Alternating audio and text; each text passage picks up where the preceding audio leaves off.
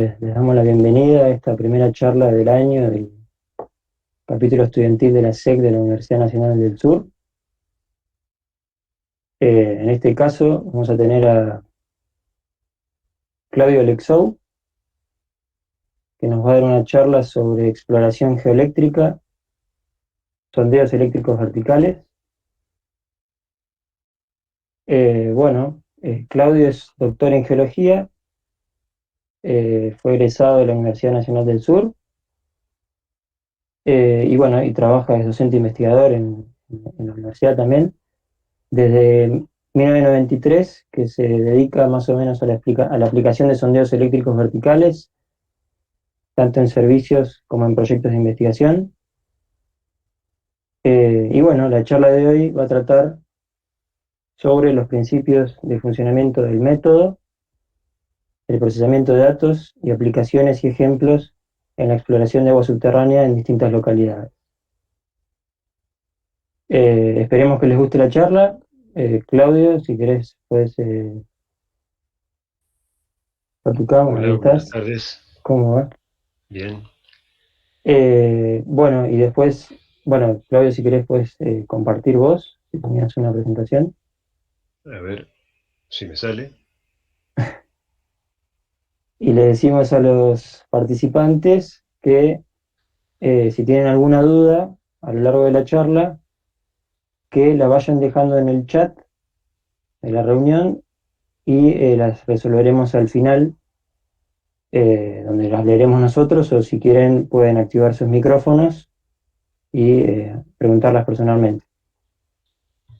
Así que Claudio, te dejo. Éxitos. Me dejas solo. Bueno, muchas Estamos acá. gracias, Agustín. Antes que nada, justamente te quería agradecer a vos personalmente y a todo el SEC por haberme invitado a esta primera charla del año. Eh, Realmente me parece muy importante esta transmisión de experiencias eh, de campo y de gabinete. Y bueno, espero que resulte fundamentalmente en algún diálogo al final de la misma, si llega a haber alguna consulta o alguna inquietud que también se pueda eh, resolver más adelante, la vamos a tratar. Eh, a ver, ¿cómo era esto? Ahí ya se ve la pantalla, ¿no? Sí, pero no me pasa. Acá. Ahí. Eh, no, brevemente hice una pequeña guía para ir enumerando algunas cositas. Vamos a ver en principio fundamentos del método, de los sondeos eléctricos verticales, que, en líneas generales. También sobre el procesamiento de los datos, fundamentalmente aplicando el método SODI, que es con el que yo trabajo, y plantear algunos ejemplos de los tantos que hemos cosechado que más o menos representen cuestiones claras, que es lo que pretendo enfocar, sobre todo hacia el final de la charla, que es la importancia de la parametrización, del conocimiento, digamos, por un lado, de lo que uno está aplicando, pero también por otro, de lo que es la geología, lo que es la realidad de un área o de una región. Bueno, como ustedes saben, hace rato Watson descubre que el suelo es conductor de la electricidad y de manera prácticamente simultánea, en el año 1915, por un lado Schlumberger y por otro lado Benner, determinaron, digamos, unos dispositivos que se aplican en la actualidad, que sirven justamente para medir estas variaciones de resistividad en el subsuelo, cada uno con sus métodos de resolución diferentes. Yo siempre he aplicado el Schlumberger, a pesar de que practiqué el Benner en alguna oportunidad, después les voy a contar. Pero vamos a tratar sobre todo del tema del método Schlumberger. Acá acoto lo de Stefanescu, que da una solución que es muy importante porque, como vamos a ver, digamos, toda la teoría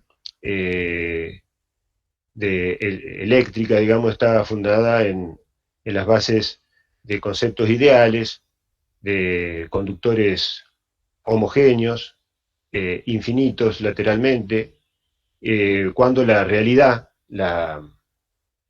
es inmensamente diferente, ¿no? Entonces tenemos que adaptarnos a ella y para ello se han hecho una serie de transformaciones, digamos, en ecuaciones que vamos a verlas rápidamente.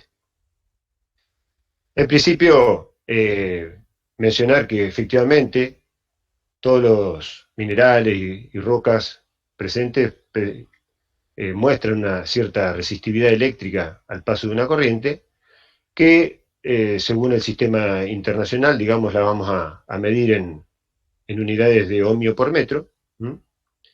Que está en función de su sección y de su longitud del conductor dado. Una característica muy importante que en el medio natural es que no todos los suelos ni tampoco todas las rocas están saturadas con agua, pero fundamentalmente es el agua la que nos permite, en principio, establecer una serie de diferencias entre distintos materiales y enfocado a lo que nosotros estamos abocados a trabajar, que es en la parte desde la prospección hidrogeológica, es justamente ese espacio poroso que es nuestro objetivo de ver si puede llegar a constituir un medio de explotación o no. Así que bueno, de esta manera vamos a definir eh, lo que son los niveles de zonas no saturadas, o sea, la zona hasta el nivel freático. Después vamos a definir acuíferos o, o, o acuitardos, no quiero entrar en términos técnicos en este momento hidrogeológicos, pero con distintos grados de transmisión de agua, sedimentos, y lo que son los basamentos hidrogeológicos conformados principalmente por rocas masivas, sin ni fracturas ni poros que permitan el ingreso de agua, por lo tanto son acuíferos, acuífugos, perdón. Dentro del ámbito de los materiales que estamos prospectando en la realidad, ahí los circunscribí, digamos, con una linita azul.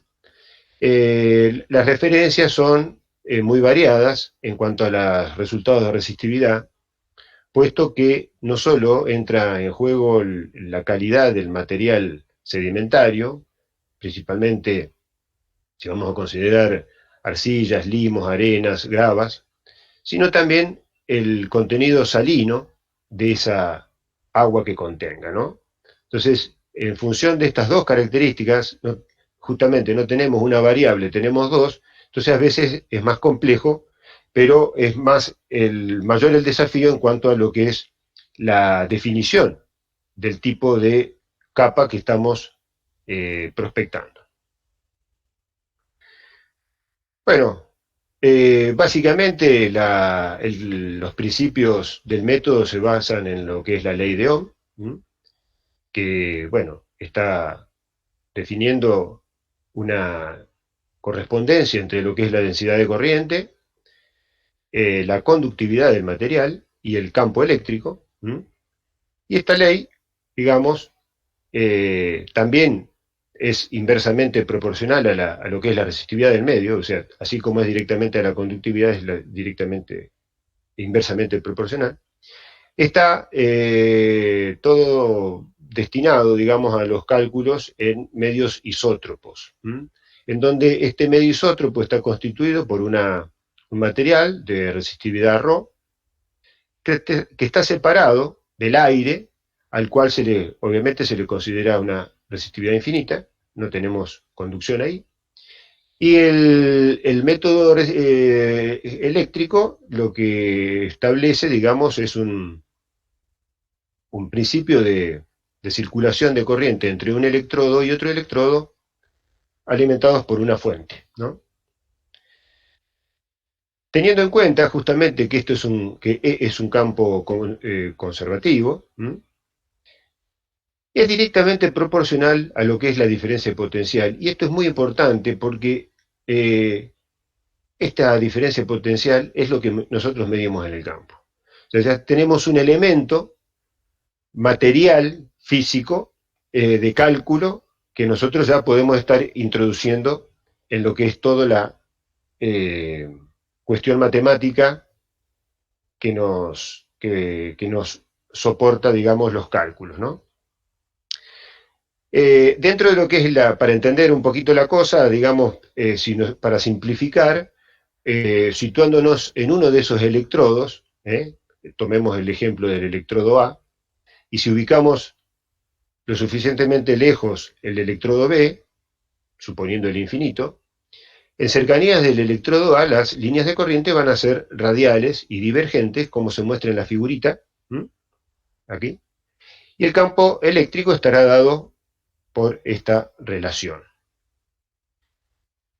Esta relación, digamos, nos permite determinar la diferencia de potencial entre dos puntos cualquiera de esta figura que estábamos aquí, P1 y P2, estableciendo justamente con esas R's respectivamente, y vamos a tener entonces que el potencial lo podemos determinar de esta manera. No lo voy a leer. Paralelamente, si consideramos en el otro electrodo que teníamos en el infinito, el mismo caso, pero en este caso la corriente va a ser negativa, puesto que sale por ahí. Y si combinamos ambas soluciones, aplicando el principio de superposición, vamos a obtener que la diferencia de potencial es el resultado de esto, digamos, en donde podemos definir una constante K que, introduciéndola en la ecuación, nos permite obtener esta relación donde tenemos que la resistividad es directamente proporcional a esta constante K a la diferencia de potencial e inversamente a circular el terreno. Esta es muy importante, ¿por qué? Porque es la fórmula que utilizamos en el campo para ir construyendo la curva de campo que vamos a ver más adelante. Esa K se denomina factor geométrico y va, digamos, dependiendo de las distancias de Mn, que son los electrodos de potencial, y de AB, que son los electrodos de corriente.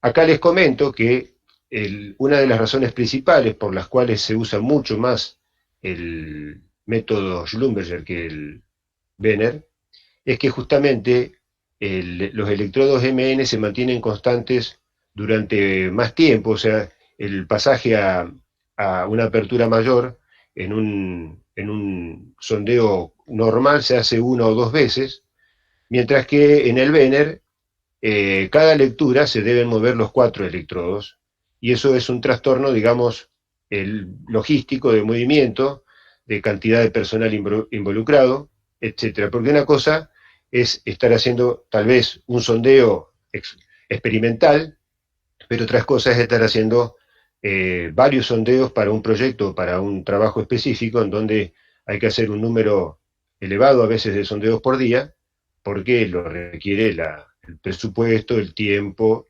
etcétera, la demanda, ¿no?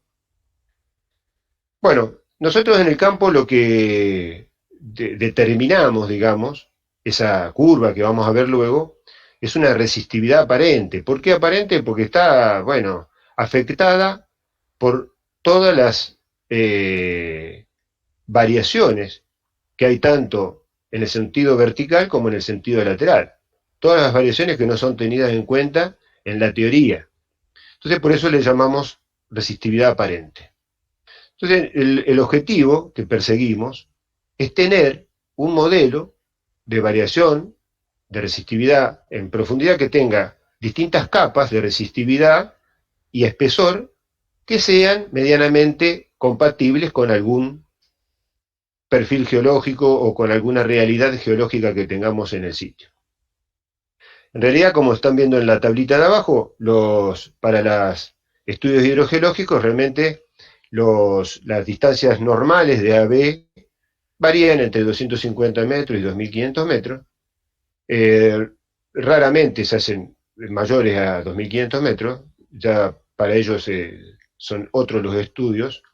Inclusive ahora ya prospección petrolera, antiguamente se hacían con geoeléctrica, ahora ya prácticamente no. Y después los cortos sí, porque se aplican para estudios geotécnicos y arqueológicos que generalmente tienen una afectación o un interés de investigación en profundidad mucho más somera. El equipo con el que se cuenta, digamos, es un amperímetro que tiene una precisión del 1%, una resolución de 0,1 mA, y se alimenta con una batería, que normalmente es la batería del vehículo, de 12 voltios, y tiene un convertidor que genera una potencia de 250 vatios, que es la fuente, digamos, de emisión. Por otro lado, tenemos el circuito de recepción, que es con el cual medimos la diferencia de potencial, y consta de dos electrodos, los MN, que son impolarizables. Es un vasito, digamos, de PVC, que tiene una base porosa, y el electrodo adentro está en contacto con una solución de sulfato de cobre. Los carreteles, hay dos juegos de carreteles, digamos, el más corto es el de los MN, que alcanzan a 50 metros para cada lado del centro del objetivo, y el AB, que hay de diferentes longitudes, 320, 500 y hasta 1000 metros de longitud.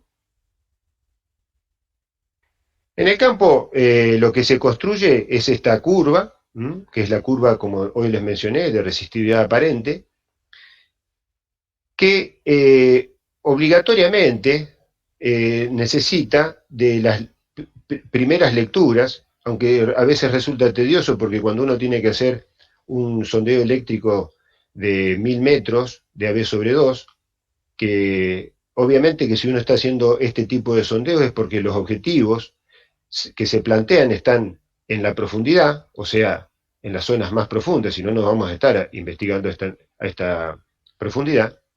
Pero les decía que es necesario y fundamental realizar todas estas lecturas, puesto que si uno no las realiza, después tiene que resolver esta línea de alguna manera que va a repercutir en el cálculo final de la curva de resistividad verdadera, que es lo que perseguimos.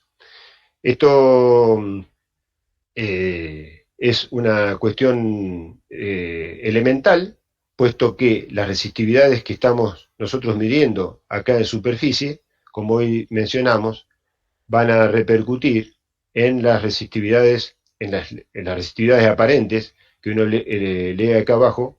Entonces, por lo tanto, es necesario incluirlas en la curva para que la determinación final sea la más ajustada posible.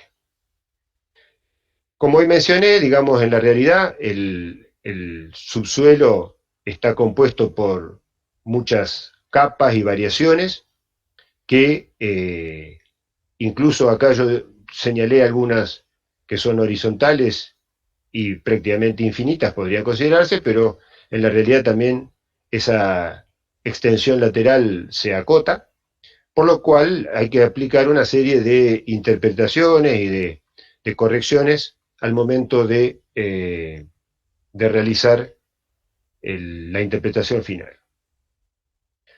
Fíjense que si nosotros tenemos un suelo completamente homogéneo y situamos nuestro dispositivo de lectura en superficie, en la medida que vayamos abriendo los electrodos de corriente, haciendo penetrar las corrientes más profundo, las lecturas van a ser constantes, obviamente, suelo homogéneo, una sola capa. Ahora bien, si tenemos dos capas, ya entramos a jugar con no solo la variación del espesor de cada una de ellas, que va a depender de la posición de las inflexiones finales de las curvas, sino también en la forma. O sea, vamos a tener, dependiendo si la capa 1 o la 2 va a ser de mayor o menor resistividad, van a tener estas formas respectivamente. Se complejiza cuando ya tenemos tres capas y así sucesivamente. Los modelos muchas veces tienden a simplificar el número de capas presentes en el terreno, pero a veces, como vamos a ver, es necesario la consideración de muchas más capas de las que a veces pensamos. Antiguamente, la interpretación de estas curvas de campo se realizaba a partir de catálogos de curvas, por comparación, se lograba una aproximación. Obviamente que estos catálogos de curvas muchas veces era justamente tendiente a la simplificación en modelos de 2 capas, de 3 capas, de 4 capas, porque después se tornaba ya muy complejo la interpretación de las mismas. Posteriormente ya surgieron los métodos matemáticos y de esos hay muchos. Yo voy a mencionar al método SODI, a partir del cual, digamos, se obtienen los cortes geoeléctricos con los cuales yo trabajo. Bueno, todos estos métodos, digamos, lo que plantean es la resolución del problema inverso, que como ustedes saben, digamos, hay una relación vincular muy grande con el problema directo, principalmente, que es a partir del cual, a partir de la teoría, digamos, se genera un modelo del subsuelo, un modelo teórico, que es comparado con los datos experimentales hasta lograr un ajuste que uno ya plantee de antemano, digamos, y sea aceptable, para luego final aceptar ese modelo, el modelo final. Para el procesado del método SODI, lo que se procede en primera instancia, recordarán la curva de resistividad aparente que presenté anteriormente. Bueno, esa curva tiene que digitalizarse a 6 puntos por década logarítmica, constituyendo lo que es la curva de resistividad aparente observada, la CRAO. O sea, para cada AB sobre 2 se va a leer un nuevo valor de resistividad aparente. Estos AB sobre 2 corresponden a los valores de 2.15, 3.15, 4.6, 6.8, 10 y así sucesivamente. Están aquí más o menos detallados y se van a leer nuevos valores observados, que es la curva de resistividad aparente observada. Esta curva de resistividad aparente observada es la que utiliza el programa en el ámbito del dominio de Darcy-Roux, en donde se calcula una curva de resistividad aparente teórica, que es esta que están viendo aquí, formulada aquí. Esta curva de resistividad aparente teórica incluye, digamos, una función característica que se obtiene, digamos, a partir de la aplicación de distintos filtros que hay un sinnúmero también en el mercado, pero también en la literatura, digamos. Acá este método aplica el filtro de Gauge, y con ello se obtiene una curva de resistividad aparente teórica que se compara con la curva de resistividad aparente que hemos observado, que es la que cargamos al principio, o sea, esta. Si el ajuste es aceptable, se genera entonces lo que es el corte geoeléctrico, y si no, se modifica dentro del ámbito de Darcy-Roux para dar una nueva iteración al sistema. Hoy mencioné Darcy-Roux, digamos, en Darcy-Roux también es interesante no solo saber que el programa cómo administra y cómo maneja estos parámetros, sino que nosotros a posteriori también le podemos hacer un uso de interés y de aplicación. Los parámetros de Darcy-Roux son, por un lado, la resistencia transversal unitaria y la conductancia longitudinal unitaria. Estos son parámetros aditivos, que quiere decir que permiten ser sumados. Entonces, una de las principales utilidades que tienen estos parámetros es que varios de ellos pueden ser reemplazados por uno solo, cumpliéndose lo que se estableció aquí al principio. Entonces, esas nuevas capas tienen lo que se puede denominar una pseudo-resistividad y pseudo-espesor, respectivamente. ¿Para qué nos sirve ello?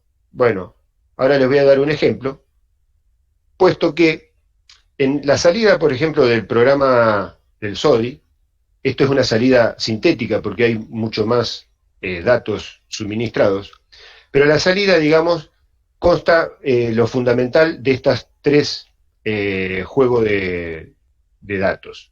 El primero es la curva de resistividad aparente observada, que es la que cargamos, la que digitalizamos. Después están las curvas de la profundidad de Darcy-Roux y la resistividad de Darcy-Roux, que son estas dos. Y finalmente el corte geoeléctrico, que se compone de lo que es el espesor, la profundidad y la resistividad de cada capa.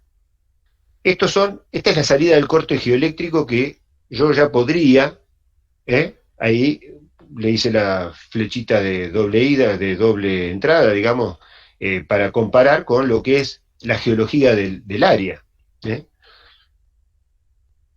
Fíjense que yo hice ahí unas marcas donde agrupo un conjunto de resistividades que por un lado tienen una mediana similitud entre ellas, pero también esto va de la mano de lo que es la geología, ¿no? ¿Esto qué quiere? ¿A dónde apunto? Fíjense que el SODI arroja prácticamente tantas capas en el corte geoeléctrico como datos yo le ingresé. Si ustedes, ahora no me voy a poner a contar los numeritos, pero corresponde a los datos ingresados. Acá hay una cuestión que es muy importante, que es qué es lo que nos conviene. Después nos vamos a hacer esa pregunta. ¿Qué nos conviene? Si es manejar este conjunto de datos o resolver esos datos en una sola capa con una sola resistividad. Si ese fuera el objetivo de resolver ese dato, esa capa con una sola resistividad y un solo espesor, no es posible determinar a partir del promedio de las resistividades de esta capa, obtener una resistividad equivalente, sino que para obtener la resistividad de esta capa, o de este conjunto, lo debo hacer en el ámbito de Darcy-Roux. ¿Y esto qué significa? Que yo estableciendo estos conjuntos, fíjense que acá este nivel azul claro, al amarillo, estos niveles son correspondientes a estos de aquí. Estos niveles son los que me van a dar la línea de tratamiento de los datos dentro del ámbito de Darcy-Roux, que, como dijimos, nos permite calcular S, T, hacer la suma y luego calcular el pseudo espesor o la pseudo resistividad equivalente. Entonces, de esta manera, yo estoy determinando para este conjunto de datos mi resistividad y mi espesor equivalente. Estos son los valores que sí se pueden representar en la curva de resistividad verdadera, que es la que yo muestro en esta figura, que es la correspondiente al corte geoeléctrico que me representa esta curva de resistividad aparente de campo.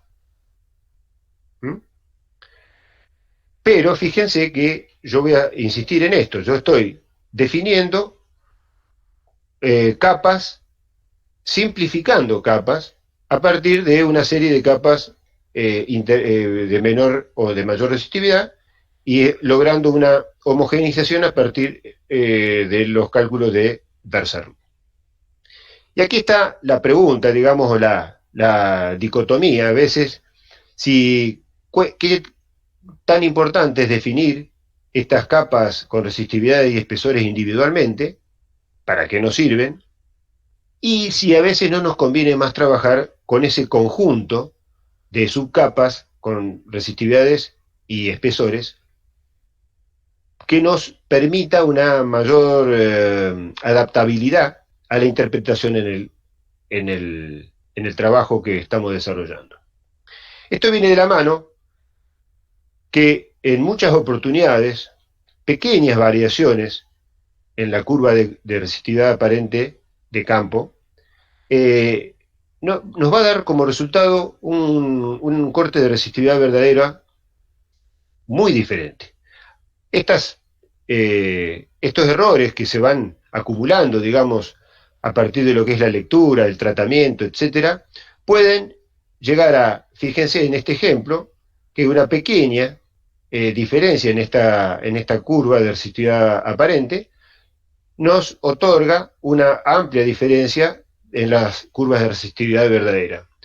Un ejemplo, acá yo tengo, por ejemplo, para dos curvas que son las mismas de resistividad aparente, tengo dos curvas de resistividad verdadera muy diferentes. Fíjense que la primera me está reproduciendo 4 capas, en donde fundamentalmente si yo asimilo que esta capa resistiva puede ser el basamento, me está colocando el basamento prácticamente a 28 metros de profundidad y en contacto por encima de una capa prácticamente arcillosa, menos de 10 ohmiómetros. Eso es un resultado, una lectura.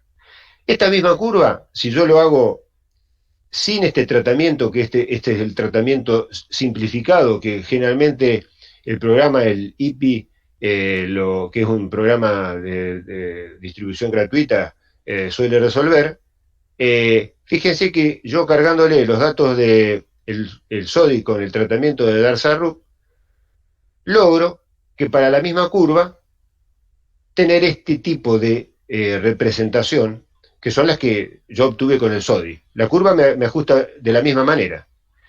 ¿Y qué tengo yo acá, en diferencia? Que tengo el basamento mucho más profundo, a 60 metros, y unas capas intermedias aquí, que pueden llegar a estar representándome una condición de explotación de agua sumamente interesante, porque son capas resistivas, y como hoy vimos, las capas resistivas se suelen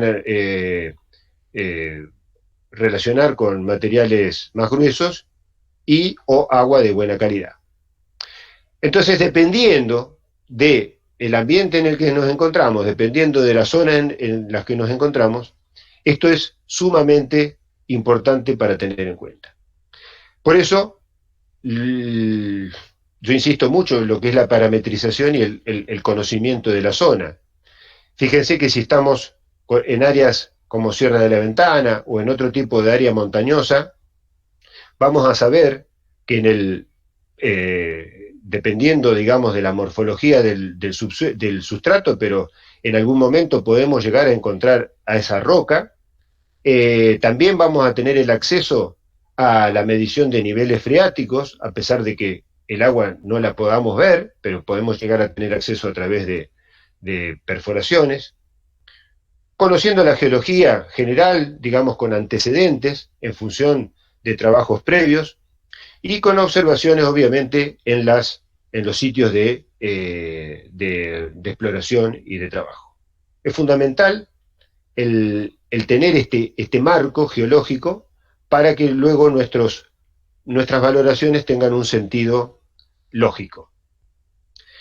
Brevemente, como para mostrarles las áreas en donde uno ha trabajado, digamos, ya se han desarrollado desde el año 93, como dijo Agustín, trabajos de toda índole, superando los 2.500 sondeos eléctricos, o sea, se han alcanzado niveles de algunos casos de experiencia en algunos sitios muy importantes que permiten ya ir definiendo muy bien la relación entre el resultado del corte geoeléctrico con lo geológico.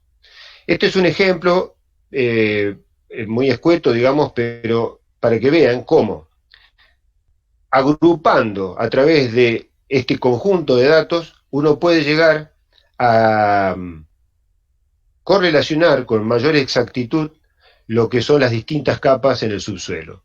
Este es un corte geoeléctrico provisto por el SODI que se adapta, o sea, se correlacionó a los resultados de una perforación en la zona nororiental de las Sierras Australes, para el lado de Pringles, en donde perfectamente se puede ver cómo coincide el nivel acuífero, el acuitardo, que sería el nivel arcilloso de poca transmisión de agua, un nivel acuífero en el subsuelo y un nivel acuífero, o ya la roca impermeable, que acá, si bien a algunos les llamará la atención que con solo 119 ohmios metros uno ya está definiendo un acuífugo, muchas veces, ya cuando la curva en su parte final comienza a levantar, digamos, con 3 puntos de levantada, tratándose de estos sectores, uno puede ya cortar el sondeo y asimilar que se ya ha entrado en lo que es la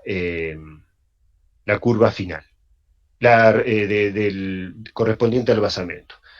Me detuve porque se me había desaparecido una imagen, pero resulta que estaba con el timing. Este es un ejemplo también de parametrización un poco más sofisticado, que no siempre se dispone. Esto fue referencia a un trabajo que se hizo para Zurich en el año 2000. Acá pueden ver cómo, en primera instancia, en toda esta área, que fue las zonas suroccidental de las Sierras Australes, cerca de la localidad de Cabildo, pueden ver cómo esta es la curva de resistividad verdadera proveniente de un sondeo eléctrico. Está un poco diferente porque acá está no en un gráfico logarítmico, sino que por ello las curvas se ven un poco menos exageradas.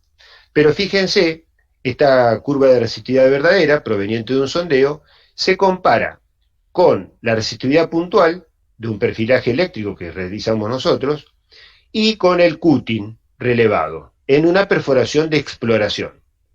Fíjense, bueno, por un lado, la copia muy fiel de lo que es el perfilaje con respecto a la sedimentología. Fíjense estos cortes, cómo coinciden, esta elevación de la resistividad cuando se alcanza este nivel arenoso, pero también, en líneas generales, y siendo benevolente con el método, también el sondeo eléctrico está demostrando que acá tenemos un nivel más resistivo, que se equipara con este nivel, y a partir de este nivel arenoso tenemos una capa que, bueno, acá tiene sus variaciones, pero está diferenciándose de la capa superior.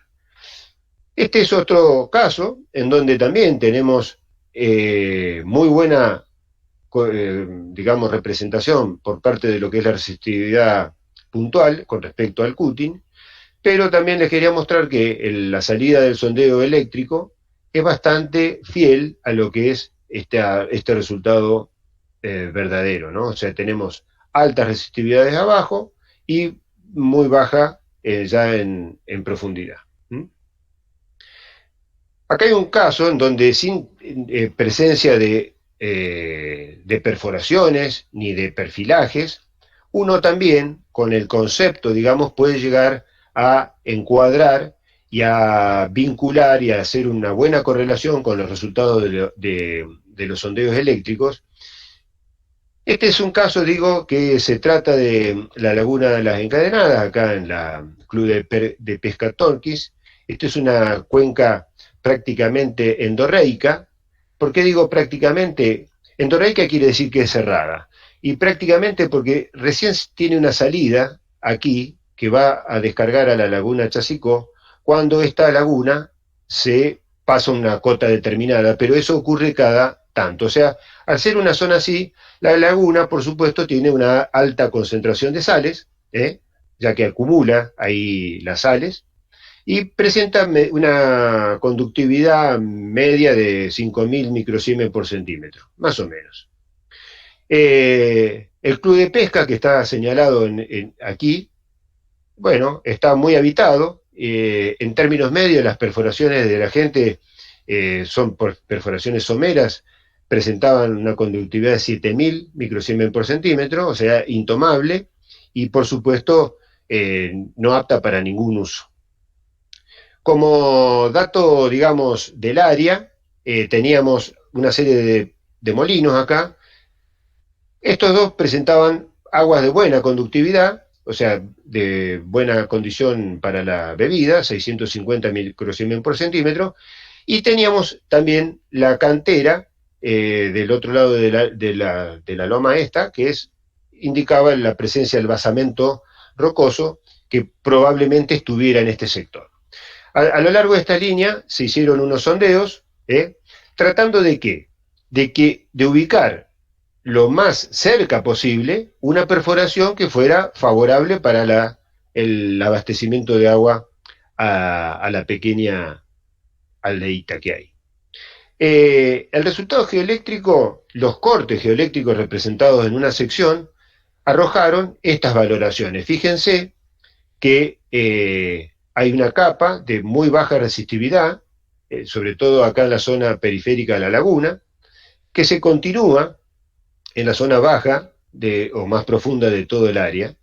Y después tenemos dos niveles acá, que uno tiene una resistividad entre 13 y 24, y acá tenemos algo mayor, entre 47 y 26, que, bueno, en función del conocimiento, digamos, y de lo que es la interpretación hidrogeológica, se separaron con estas diferencias. Por debajo también se diferenció en la medida que la curva de resistividad aparente en el campo había levantado, la resolución y la conjugación de capas de 180, 400 y 300 ohmios correspondientes ya ¿a qué? Al basamento. Entonces la interpretación es esta. Digamos, tenemos un basamento ubicado a unos 120 metros de profundidad aproximadamente, y un acuífero que va modificando su calidad en la medida que se acerca a la zona de evaporación, que es totalmente lógico, digamos, en el funcionamiento natural. Tenemos esta zona que es la zona de recarga, y por lo tanto la perforación finalmente fue destinada en un sector aproximado, como le estoy mostrando acá con esta línea. Ahora no es ese el objetivo de la charla esta. Por otro lado, otro ejemplo es en la zona del Maitén, que es en la provincia de Chubut, que acá el ambiente es totalmente diferente. Tenemos formaciones de gravas, arenas, que se veían, digamos, en algunas canteras o cortes, una conductividad eléctrica del agua subterránea de 100 microsiemens por centímetro, prácticamente agua de lluvia, cuando el agua de lluvia tiene 50 microsiemens, y un basamento que está acá coloreado, bordeando a ambas partes del valle, de características fuertemente alteradas, muy distinto al basamento de cuarcítico de Sierra de la Ventana, que es altamente resistivo. A partir de unos sondeos que hicimos aquí para determinar la resistividad del basamento, nos dio justamente que eran muy conductivos. Una sección geoeléctrica para que ustedes vean cómo reproduce las características del subsuelo perfectamente acordes a lo que son las formaciones geológicas en esa área. O sea, hay una intercalación de niveles arenosos, de gravas, propios de un ambiente fluvial de altísima energía, y que también se combina con paquetitos de limo arcilla que estaban vinculados a zonas de mallines, que son afloramientos de agua provenientes de la montaña. Así que, en función justamente de los distintos valores de resistividad que se observaron, que son muy distintos a los que se tienen acá, bueno, la correlación que se hizo fue referida a los sedimentológicos de ese sector. Y por último les voy a mostrar un ejemplo, aquí en Bahía Blanca, cuando hicimos el estudio para APSA, cuando fue lo de la crisis del agua, allá por el año 2010. Bueno, una de las intenciones, una empresa, APSA había contratado una empresa que hizo una perforación pretendidamente profunda, llegó a los 400 metros, y de la cual no se extrajo mucha cantidad de agua, y después lo que se buscó, digamos, era ver si había un correlato de alguna formación acuífera a lo largo del acueducto, porque el interés era realizar una perforación al lado del acueducto, cosa de evitar cualquier otro tipo de construcción que encareciera la tarea e inyectar agua directamente al mismo. Entonces, acá el objetivo era identificar si había acuíferos profundos que pudieran ser productivos y la profundidad del basamento. En realidad, fíjense que, como les dije, el basamento por la perforación fue detectado a los 395 metros, y con el sondeo 1, que fue el sondeo paramétrico que hicimos aquí, en el valle mismo del Sauce Grande, bueno, se obtuvo un modelo que nos permitió, o sea, ajustamos a una profundidad de 404 metros el basamento. O sea, era un corte geoeléctrico muy bueno, teniéndolo como paramétrico, y nos permitió realizar esta sección geoeléctrica que justamente vino a corroborar lo que ya tenemos medianamente establecido para toda el área, que a partir de una cierta profundidad y una formación arcillo-limosa de mucha potencia, que para el caso no es apta para la producción, entonces los niveles productivos tienen que ser limitados o estar limitados a una zona más somera. Esto un poco, digamos, quiero acá graficar dos cosas. Por un lado, la importancia a veces de sí tener una presencia de un modelo con una curva de resistividad verdadera, en donde nos esté detallando una profundidad que sí fue verificada por una perforación, pero también la de encuadrar en distintas resistividades ese conjunto de datos que nos permite una mejor adaptación a la realidad de un área determinada. Porque a veces, si estamos manejándonos simplemente con las curvas de resistividad verdadera, se nos hace muy complicado el correlato lateral entre las mismas. Entonces, para terminar, ya estamos en tiempo y en hora,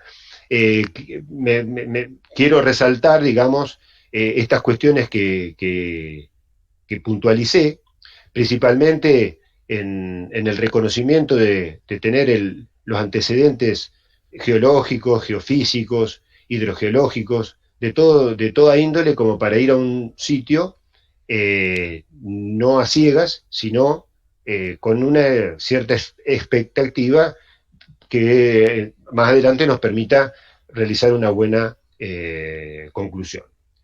Es fundamental en la toma de datos que los datos de campo sean con curvas justamente armónicas, que tengamos los menores errores posibles, que contemplemos todas las cuestiones relacionadas a las cuestiones topográficas, a las posibles cambios de variaciones en profundidad de laterales de resistividad o presencia de fallas, que son dos temas muy importantes que no los toqué ahora por cuestión de tiempo.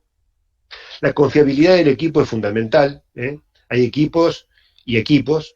Hay equipos que realmente tienen algunas fallas y pueden llegar a representarlas cada tanto.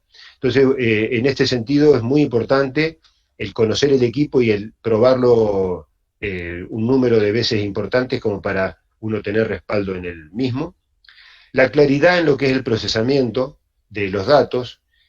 Acá, bueno, he visto en el grupo que hay muchos que son de geofísica y justamente están por ahí más interesados en esa parte de procesamiento que es sumamente importante, es sumamente también con amplias aplicaciones y modificaciones. Uno puede llegar a jugar mucho ahí adentro y es un campo que, bueno, lo tienen a merced de ustedes y que tiene que ser correlacionado y acompañado de lo que es la parte de campo que está en este último punto, resultado del modelo geoeléctrico versus geología, que tiende a decir, vamos a ser realistas, digamos, y hacer interpretaciones que tengan un sentido físico lógico para el área que estamos determinando.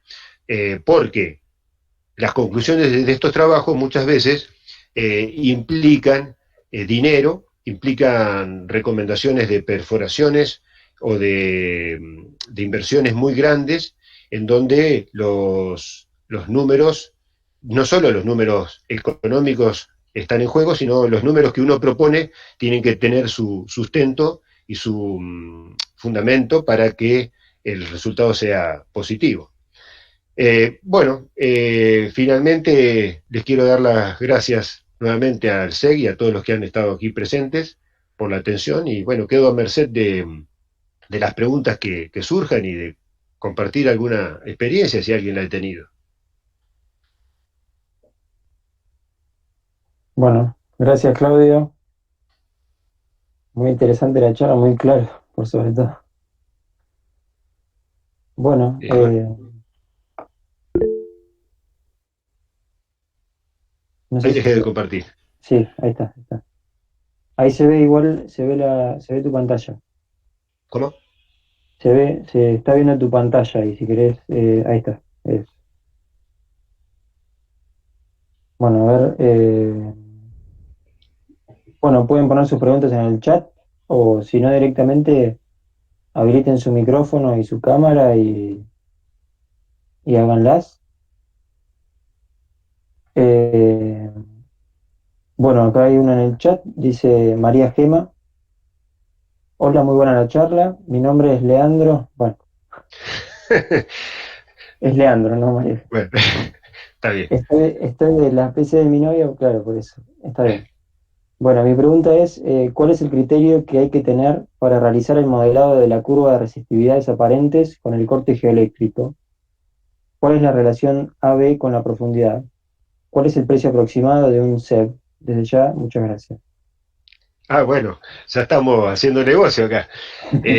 No, vamos por parte. A ver cómo fue que en realidad la curva de resistividad aparente, ¿me repetís, por favor? Sí, dice, ¿cuál es el criterio que hay que tener para realizar el modelado de la curva de resistividades aparentes con el Ah, corte geoeléctrico? bueno, por eso, o sea, en realidad el criterio depende del objetivo. Entonces, a veces es apropiado obtener esa curva de resistividad verdadera simplificada. Pero eso lo tengo que eh, asegurar con la parametrización. Yo, en lo personal, sí, estoy cada vez más convencido de trabajar con un número mayor de capas que te permite una correlación con mucho más elasticidad. Eso sería mi consejo.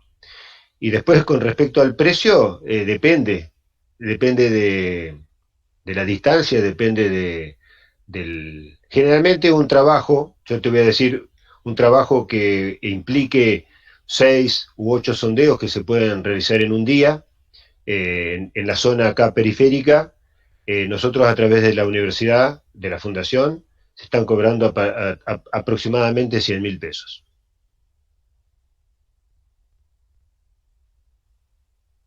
Bueno, bien. Yo por ahí tenía una pregunta, por ahí es medio básica, pero No, no.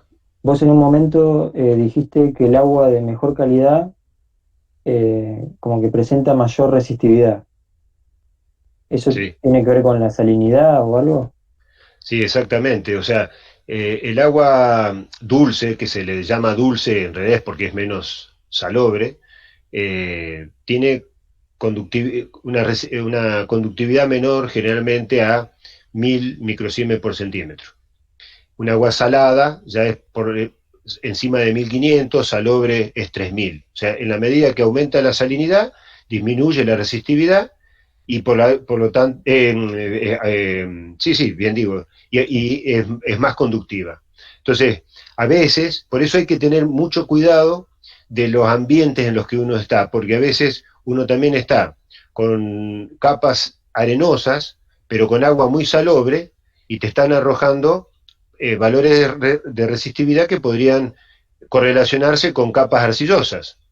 Pero no es así, o sea, eso es un juego de correlación que es complejo, pero linealmente, o sea, en un área como la nuestra acá en Bahía Blanca, el acuífero pampeano, que es el acuífero loésico subsuperficial que tenemos hasta la Sierra de la Ventana, más o menos con aguas de 1000 microsiemens por centímetro, en términos medios representan una resistividad verdadera entre 18 y 20 ohmios metro.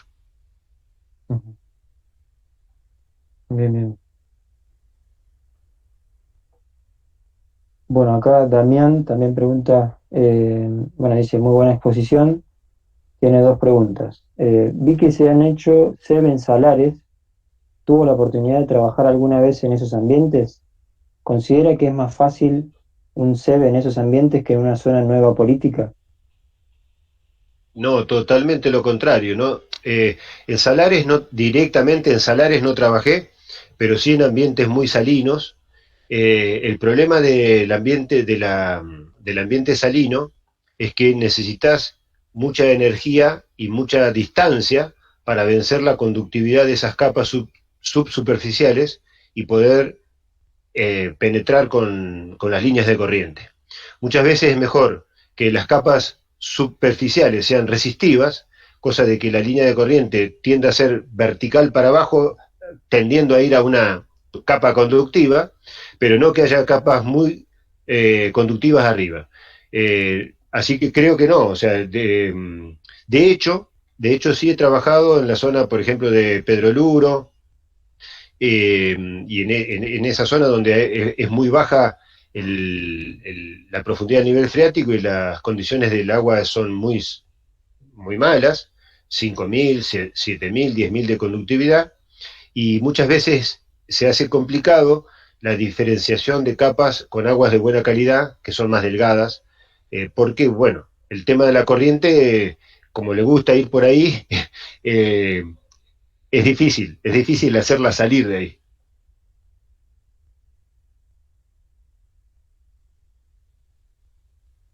Bueno, buenísimo.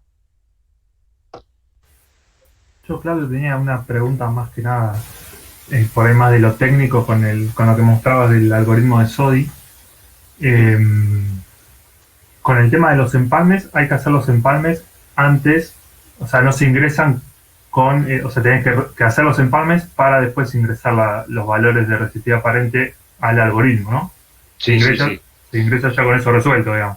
Sí, sí, yo eso lo omití también porque si no se me iba muy... Sí, Pero la construcción, justo la curva que mostré ya tenía los empalmes hechos, pero porque en el campo muchas veces uno tiene... es una suerte a veces no tener que hacer empalmes, porque cuando uno abre el MN se vuelve a repetir el valor de claro.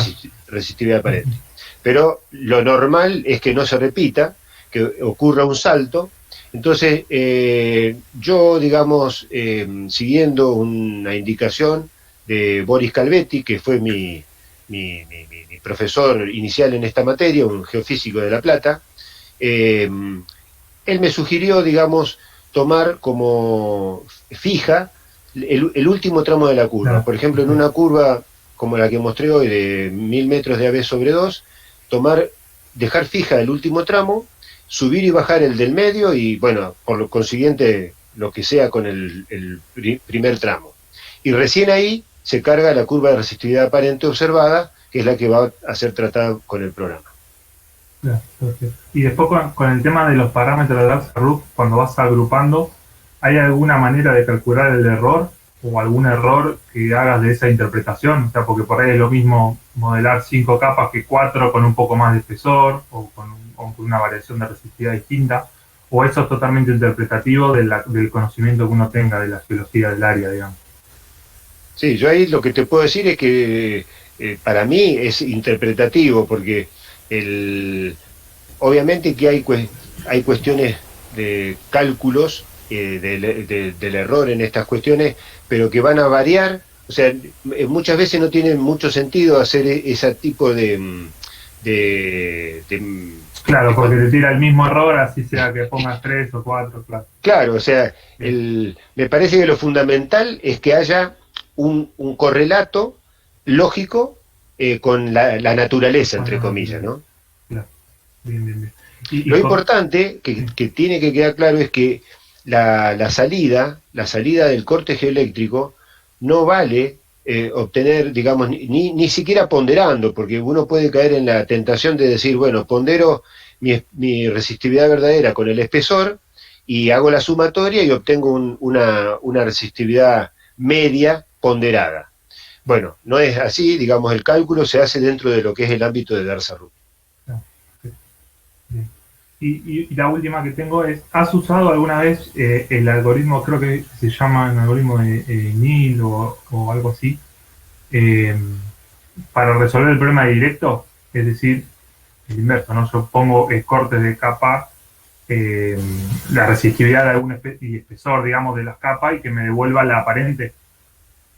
No lo sé nunca. Creo que es el ONIL. No. Mucho sentido no tiene, más que nada, porque sí, uno lo que tiene es la resistividad aparente, digamos. Claro, sí. Todo ese juego, digamos, yo ahí no me he metido, por ahí queda abierto justamente, es muy tentador para los que conocen más en profundidad aspectos matemáticos y físicos relacionados con la matemática, pero prefiero que eso, digamos, realmente tenga su sentido en lo que es el resultado final. Claro, sí, porque uno cuando va al campo obtiene el aparente directamente. Claro. Sí.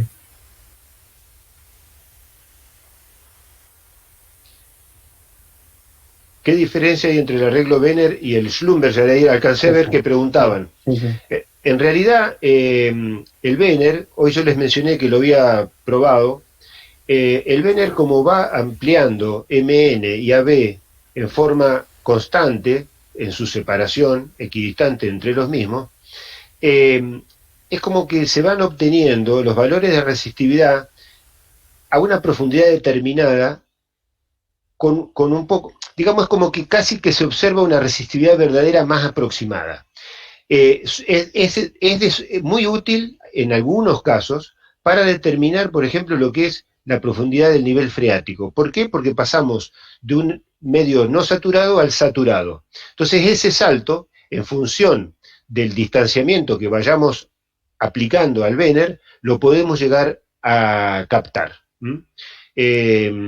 Pero, como les decía, si tenemos que hacer un sondeo muy extenso, mover todo el equipo es muy complicado. O sea que lo más práctico y aconsejable es el Schlumberger, porque yo con solamente 2 operarios y el que está leyendo, se puede resolver la tarea de campo con facilidad y de manera ejecutiva. Había otra pregunta, pero se me escapó. Sí, hay 2 más. Antes preguntó César, dice, muy buena la charla, felicitaciones. ¿Hay algún factor geológico que limite una buena interpretación del SEG? Y sí, hay. Hay 2 que son importantes, que no los mencioné, porque también se me iba la charla lejos, que uno es la presencia de fallas. Eso es fundamental. De hecho, tenía un par de diapos acá para mostrarle, pero no quería hacerla tan extensa. el conocimiento de fallamiento en el subsuelo es muy importante. Ustedes me dirán, bueno, qué piola, con eso, no. En realidad hay que tener esa posibilidad de conocer eso. Si uno no lo conoce es otra cosa, pero en realidad hay, en muchos casos, relevamientos, hay observaciones de superficie que uno puede llegar a hacer. Entonces, ¿cuál es el consejo? El consejo es que teniendo la presunción de una falla, que haya bloques ascendidos, descendidos en profundidad, tratar de que los sondeos eléctricos, que el dispositivo del sondeo eléctrico sea paralelo al eje de la falla, nunca perpendicular. ¿Por qué? Porque si no vamos a estar involucrando materiales diferentes dentro de la misma, la lectura, y vamos a estar errándole de manera muy fea. Y la otra es en los ambientes de valle, como yo les mencioné ahí en el Sauce Grande, por ejemplo, fue una experiencia, y hemos tenido otras tantas, en el Sauce Grande, que es muy posible la existencia de paleocauces en profundidad, son muy someros, no están a más de 40 metros de profundidad. Los paleocauces son formaciones longitudinales al eje del valle. Entonces, si uno quiere determinar un paleocauce, el dispositivo tiene que ser también coincidente con esa dirección, nunca transversal, porque si no, prácticamente no lo agarro, salvo que sea un paleocauce muy importante en su magnitud lateral y de espesor. Pero si es delgado, muchas veces uno puede hacer 1, 2, 3 sondeos y en el del medio puede captar ese paleocauce. Claro. Bueno, y después María Celeste, relacionada con la pregunta anterior, también un poco, dice, excelente charla, ¿cómo se relaciona la distancia AB con la profundidad, tanto en Schlumberger como en Wenner? Bueno, en el Venner, justamente, hay un correlato más lineal, como él les mencionaba, puede llegar a ser la mitad de lo que es el distanciamiento de la B, puede llegar a ser eso. En el Schlumberger no hay una lectura. En la bibliografía, en alguna van a ver que hay una interpretación de decir AB sobre 4, AB sobre 3, pero en realidad mucho va a depender del medio en que uno esté efectuando esa lectura. Habrán observado que y aparte, justamente, imaginen ustedes que la geología del lugar tiene una capa de 100 metros, no, supongamos de 50 metros de una resistividad, y por debajo tengamos otra capa de otra resistividad que va al infinito. Y como vimos, yo abro el dispositivo mío hasta 1000 metros de AB sobre 2. En un momento siempre voy a estar leyendo lo mismo, entonces cuando yo procese la curva de resistividad verdadera, el resultado va a ser que mi última lectura fue llegar a los 50 metros, pero sin embargo yo fui mucho más abajo leyendo. O sea que el resultado depende de la geología del lugar.